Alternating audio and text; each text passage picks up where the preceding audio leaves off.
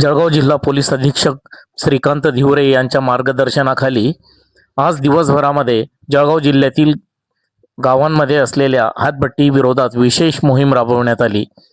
यावेळी पोलिसांनी अवैधरित्या दारू बनवणाऱ्या हातभट्ट्यांवर धाड टाकून दारू बनवण्याचे साहित्य, रसायन तसेच अन्य मुद्देमाल नष्ट केला। या मोहिमेमुळे दारूवाल्यांमध्ये प्रचंड दहशतीचे वातावरण निर्माण झाले असून पोलिसांच्या या कारवाईचे सुज्ञ नागरिकांकडून अभिनंदन केले जात आहेत।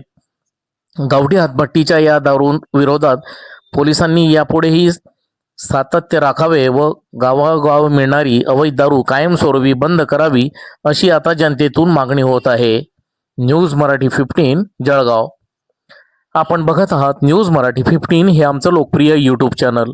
आपण अद्यापही आमचं चॅनल सबस्क्राईब केलं नसेल तर आता लगेचच न्यूज मराठी 15 हे यूट्यूब चॅनल सबस्क्राईब करा, लाईक करा आणि शेअर करायला विसरू नका।